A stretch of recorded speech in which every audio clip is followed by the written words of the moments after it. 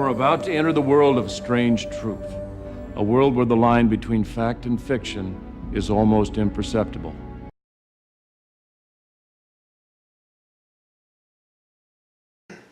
So as you know from the title of the video, we're watching a show called Beyond Belief, Fact or Fiction. So each episode, they present you with 5 stories, and at the end of the show, you have to guess which story is fact and which one is fiction out of the 5 stories. And there's a host that introduces each story and comes out at the end and tells you which ones are fact and which ones are fiction. It's a very exciting show. So we're going to start with season 1, okay? So anyway, let's get started. I'm not, just a heads up, in case you want to watch this train wreck of a show, there's spoilers. Everything's going to be spoiled pretty much, and I'm not going through all the 5 stories. Huh? And I'm not going to go through all the stories of season 1. I'd be here all day, okay? So anyway, I thought we'd start with the first story of the whole series. It's called The Apparition, and it's about a lady who sees an image of another lady in her mirror that is creepy.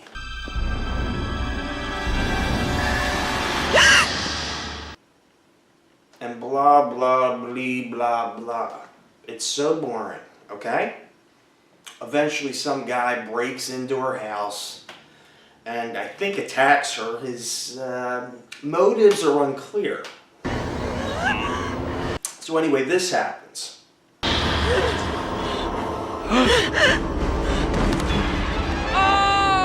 Dude, wake up from your coma. I mean, that's the biggest scream you could muster up.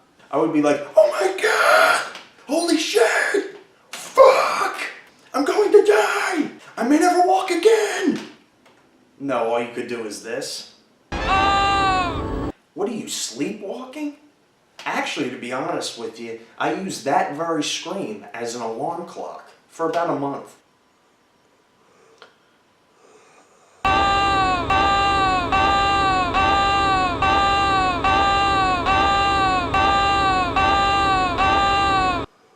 It was a disaster, to put it mildly.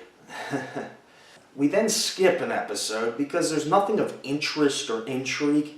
You know, the basic ingredients for a good TV show. This story is called The Prophecy. We are the pure vessels in search of greater knowledge. And it's about 3 girls who play around with a Ouija board. We do not fear you, for you are the truth. But they awaken a spirit, and the spirit takes one of the 3 girls. And the spirit takes one of the 3 girls. And the girl is never seen from again. Take a look at the end, where 2 of the girls find out their friend is with the spirit. With me? Not scary. I don't know what that was. Was that supposed to be funny or creepy? What sound effect was that? I mean, a generic demon laugh. Oh my god. Then the next story on this episode is about, well, you know what? What kind of story are we in for, James? There's some laughs to be found here, along with some chills. Interesting. Okay, but what's the story about? It's really a love story. The story of a 450-pound man hopelessly in love with a 26-inch television. Oh boy, I can't wait, James. Oh my god. I'm gonna strap in for this one, bro, Nini.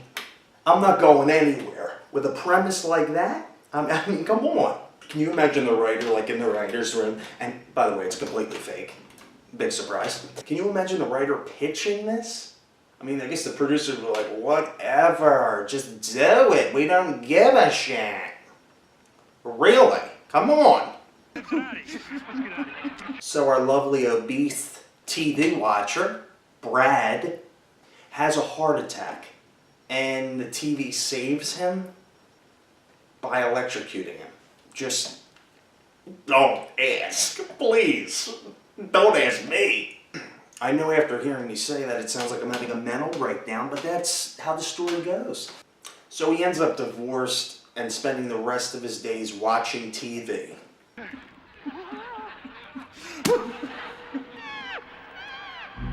Oh, what was that? I mean, did he have gas or something? You know what? I don't want to investigate it. Let's just move on. I never really paid much attention to this label back here. You know, the one that says warning, electrocution hazard. Oh, God, he is so bad. Thank God he's only host for one season. Well, if there is a real Brad Lewis out there, he's probably watching this show right now. And we can only hope for one thing, that he's a Nielsen household. Bon appetit, Brad. I think I just proved my case. That was unfunny and not entertaining. Our next story. As we grow into adulthood, our bodies become stronger. Oh, thanks for that unusual point. Anyway, the story's called Imaginary Friend, and it's about a little girl who predicts future events. And that's it. Nothing else. I wonder how Brolin will conclude this story. Or is our story of the imaginary friend completely imaginary?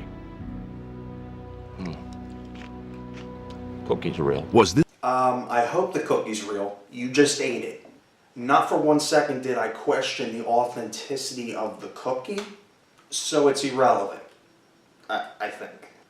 Which reminds me, I actually used that very clip as an alarm for about a month or so. Cookies are real. Cookies are real. Cookies are real. Cookies are real. Cookies are real. Cookies are real. Cookies are real. Cookies are real. Yeah, well, it didn't work out so well. We'll just leave it at that, okay? So anyway, I'm gonna skip the rest of season 1. I mean, the rest of it is so dull. Just believe me, okay? At least I think it is. I went in and out of a coma watching it. So it's,